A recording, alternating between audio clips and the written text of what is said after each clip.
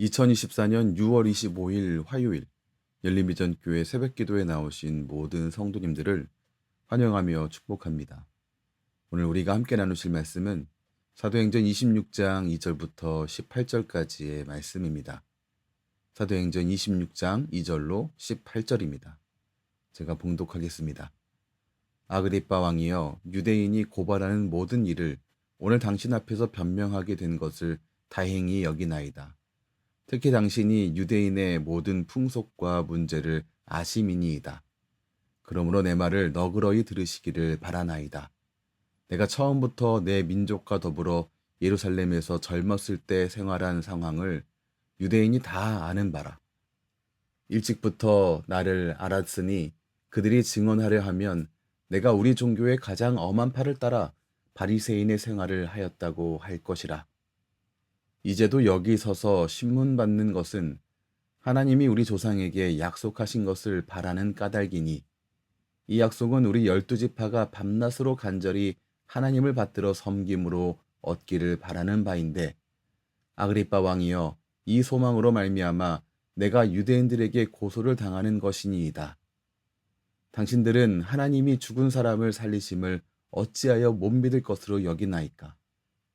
나도 나사렛 예수의 이름을 대적하여 많은 일을 행하여야 될 줄 스스로 생각하고 예루살렘에서 이런 일을 행하여 대제사장들에게서 권한을 받아 가지고 많은 성도를 옥에 가두며 또 죽일 때에 내가 찬성 투표를 하였고 또 모든 회당에서 여러 번 형벌하여 강제로 모독하는 말을 하게 하고 그들에 대하여 심히 격분하여 외국 성에까지 가서 박해하였고 그 일로 대제사장들의 권한과 위임을 받고 다메섹으로 갔나이다.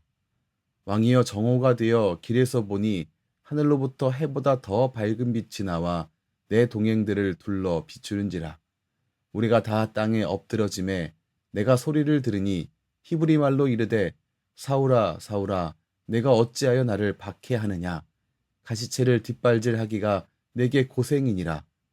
내가 대답하되 주님 누구시니이까? 주께서 이르시되 나는 내가 박해하는 예수라. 일어나 너의 발로 서라.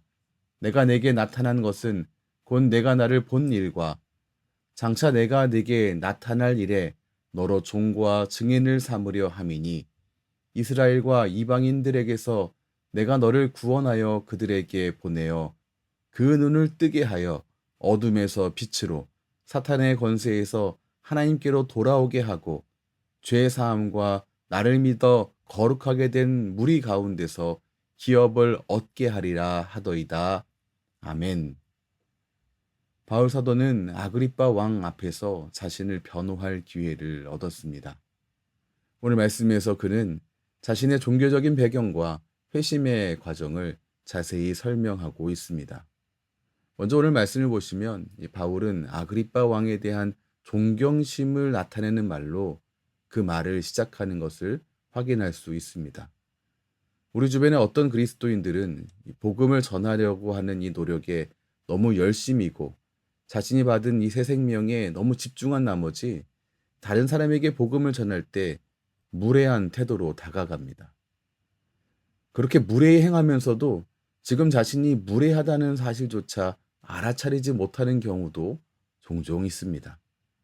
그런 경우 그들은 전도 대상자들을 회개하지 않는 죄인들, 그리고 모욕을 통해 설득해야만 하는 그런 이 무지한 그런 사람들, 우상숭배자로 보고 접근하고 있는 겁니다. 그러나 복음은 그렇게 선포되어서는 안 됩니다. 왜냐하면 복음은 하나님의 사랑이기 때문입니다. 오늘 바울을 보시기 바랍니다. 그는 아그리빠 왕에 대한 존경심을 나타내는 말로 연설을 시작했습니다. 그러나 당시 아그리빠 왕은 부도덕한 삶을 살고 있었던 사람입니다. 그와 함께하고 있었던 이 버니게는 아그리빠의 누이 동생인데 그의 삼촌인 칼키스 왕과 결혼하여 아들 둘을 낳은 사람입니다. 근데 주후 48년에 그의 남편이 죽자 아그리빠와 함께 살았습니다. 그냥 함께 사이좋게 산 것이 아니라 당시 아그리빠와 버니게가 근친상간의 관계에 있다는 소문이 파다하게 퍼져 있었습니다. 거기에 바울은 로마 황제에게 호소했기 때문에 아그리빠 왕이 설령 기분이 나쁘다 할지라도, 기분 나쁜 이야기를 듣는다 할지라도 어떻게 할 수 없는 그런 위치에 서 있었습니다. 바울은 충분히 아그리빠 왕의 부도덕한 삶을 꾸짖으며 복음을 전할 수 있었을 겁니다. 그러나 오늘 말씀을 보시면 바울이 복음을 전하기 위한 연설을 하면서 뭐라고 말합니까? 오늘 2절과 3절 말씀을 보시죠. 오늘 당신 앞에서 변명하게 된 것을 다행히 여기나이다. 특히 당신이 유대인의 모든 풍속과 문제를 아심이니이다. 그러므로 내 말을 너그러이 들으시기를 바라나이다. 2절과 3절 말씀에서 바울은 이 아그리빠 왕을 공격하고 있지 않습니다. 그는 이러한 이 사람에게도, 도덕적으로 부도덕한 삶을 살고 있는 게 분명한 사람에게도 존경을 표하는 것으로 연설을 시작하고 있습니다. 복음을 소유한 이는 교만하지 않습니다. 복음을 전하는 이 역시 교만해서는 안 됩니다. 빌립보서 2장 3절 말씀에 이렇게 기록되어 있습니다. 아무 일에든지 다툼이나 허영으로 하지 말고 오직 겸손한 마음으로 각각 자기보다 남을 낮게 여기고, 어떤 일을 하든지 다툼도 허영도 아니고 오직 겸손한 마음으로, 그리고 심지어 다른 사람을 자신보다 더 나은 사람으로 여기라라는 말씀을 우리는 기억해야 합니다. 그러므로 복음을 들고 살아가는 우리는 우리의 입술과 우리의 마음을 다스려야 합니다. 겸손한 마음으로 하루하루의 삶을 주님 앞에 올려드리며 나아가야 합니다. 오늘 이 소중한 날, 우리의 입술과 마음을 다스려 겸손한 마음으로 주님 앞에 나아가는 귀하고 복된 날 되시기를 주님의 이름으로 축원합니다.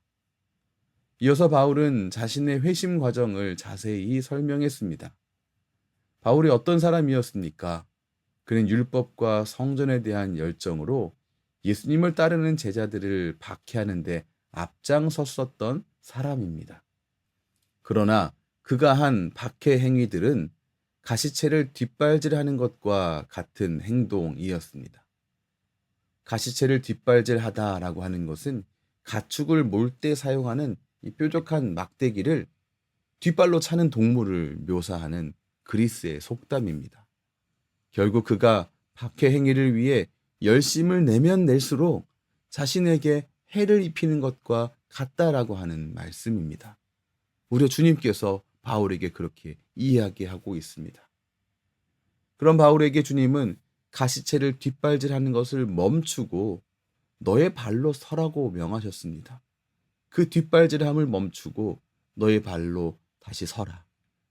그 발로 해야 할 일이 따로 있다는 말씀이었습니다. 그게 어떠한 일입니까? 오늘 17절과 18절 말씀이 말하고 있습니다. 그 발로 부활하신 예수님의 종이요 증인된 삶을 사는 일, 그게 바로 주님께서 바울에게 맡긴 사명이었습니다. 이전에 바울은 자신에게 해를 입히는 길 위에 서 있었습니다. 캄캄한 죄의 길 위였습니다. 그런데 우리 주님께서는 그 길에서 바울을 불러내셨고 새로운 삶을 허락해 주셨습니다. 그 발로 죄를 향해 달려가는 것이 아니라 복음 들고 사명을 향해 달려가게 하셨습니다. 성도는 죄의 길에서 예수님께 부름받은 사람들입니다. 우리가 달려가야 할 길은 어디이겠습니까? 우리는 복음 들고 어떤 사명을 향해 달려가야 합니까? 이 아침 주님께서 우리에게 맡기신 이 소중한 사명을 온전히 감당할 수 있는 그 은혜를 주님 앞에 구하는 소중한 아침 되시기를 주님의 이름으로 축원합니다. 기도하겠습니다. 주님, 우리에게 복음을 주시니 감사합니다. 성도된 우리에게 허락하신 이 복음을 입술과 삶으로 우리의 모든 장소에서 전하는 사명을 또한 우리에게 허락해 주신 것 감사합니다. 이 사명을 온전히 감당할 수 있는 은혜 허락해 주시옵소서. 이 사명을 수행함에 있어서 주님, 겸손한 마음으로 나아갈 수 있도록 우리의 입술도 우리의 마음도 붙잡아 주시옵소서. 예수님 이름으로 기도합니다. 아멘. 우리 주 예수 그리스도의 크신 은혜와 하나님 아버지의 무한하신 사랑하심과 성령 하나님의 교통하심이 주님의 귀한 제자된 모든 이들의 삶 가운데에 때마다 일마다 충만하게 넘치시기를 축원하옵나이다. 아멘.